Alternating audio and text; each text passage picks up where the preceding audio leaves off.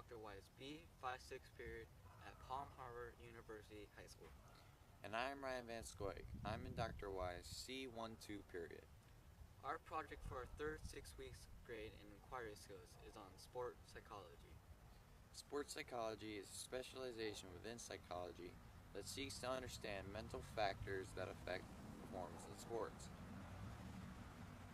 It deals with increasing performance by managing emotions and minimizing psychological effects of injury and poor performance.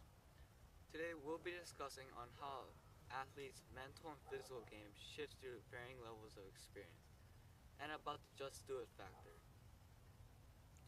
About how thinking and performing complex movements simultaneously hinders an athlete's ability to execute them. We will also introduce Singer's 5-step method to complex skill learning, a modern method for skill development. And we will discuss the case of home field advantage and how it affects players. We will also talk about the coaction effect, how the audience affects the athlete's performance, and how rivalries tend to span short distances. We chose this topic because we are both athletes. I've played tennis since first grade. And I've been playing soccer for 9 years. Prior to researching for this project, we both knew that the mental side of sports largely affects our game. Researching on sports psychology helped us better understand about how the mind, the body, and the environment work together. Everything we read and are going to present has been very interesting. We've actually experienced many of these topics. We hope you enjoy our program.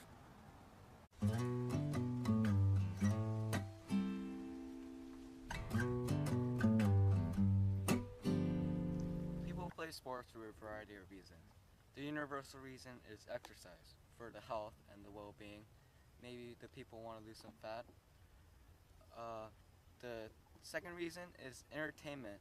It's fun to watch, it's fun to do, keeps people busy, and there's always a social aspect of it where people get to talk with each other. Third reason, competition. No matter what kind of sport it is, interactive where there's offense and defense like football or hockey, or non-interactive like golf where there's only offense. It can be team or individual, but it always tests the human nature to try and be the best. With practice and time, they get better and gain more skills. Unlike beginners, the intermediate athletes can face other people in games. Their will to win affects their performance. Their mental game appears from the introduction of pressure and distractions from games, matches, and competitions. They improve on their basic skills that they learned as a beginner. They learn more advanced techniques, and they don't concentrate on executing the movements because it's become more of a habit for them. The experience really only focus on the effects of their movements, which allows them to separate them from the other skill levels. Tougher competition calls for tougher body and mind. The need to be consistent with performance to defeat their tougher opponent changes their mental aspect. Daily distractions are always unpredictable and changing. They need to build mental toughness to overcome distractions and pressures of winning.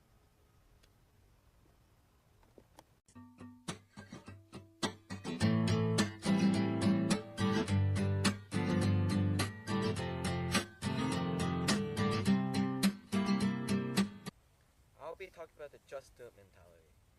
Research has shown that thinking while performing complex motor movements don't work well with each other. This is especially true for the intermediate to experienced to the pros. Self-focusing or focusing on one's body movements hinders an athlete's ability to execute them. It takes a tough mental mindset for an athlete to focus on not self-focusing. Self-focusing happens in beginners all the time because they have to concentrate on the technique.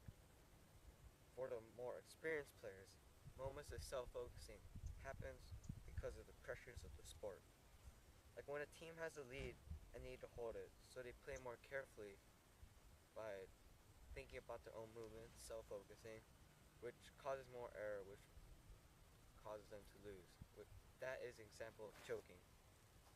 If an athlete just does it, passing the thought process, then the moments of self-focusing goes away.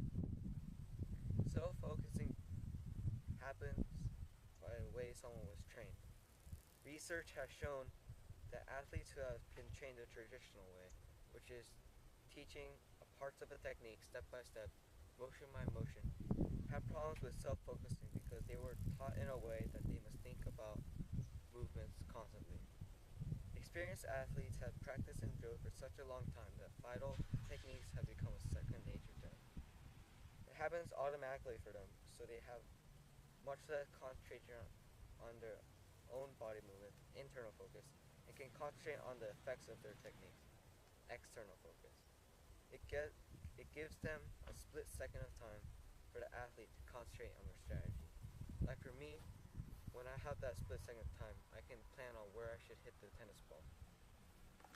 Children are especially good at learning new complex motor movements because they concentrate on external focus. Unlike adults, children really just want to mimic the model movement regardless of proper technique, skipping the thought process.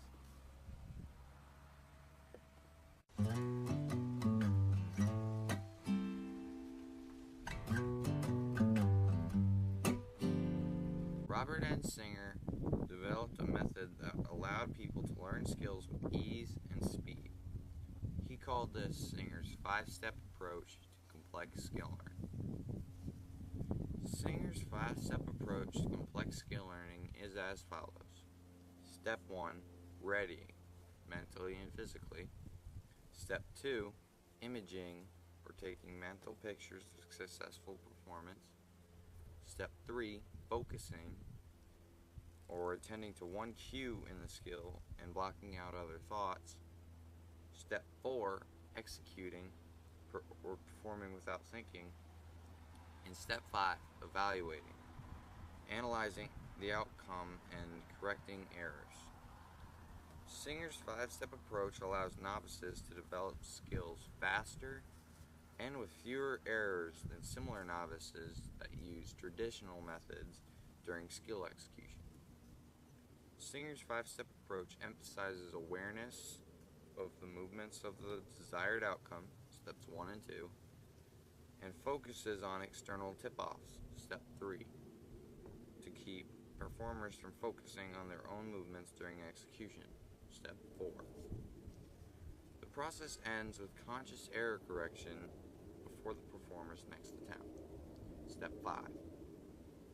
In other words, the student begins by making himself believe that he can perform a certain skill. Then the student envisions himself performing this exercise. During movement, the student focuses on a target such as the seams of a baseball and blocks out other thoughts.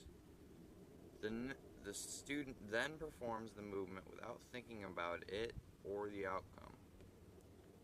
Then, once the movement has been performed, the student evaluates his performance and corrects his errors on the next try.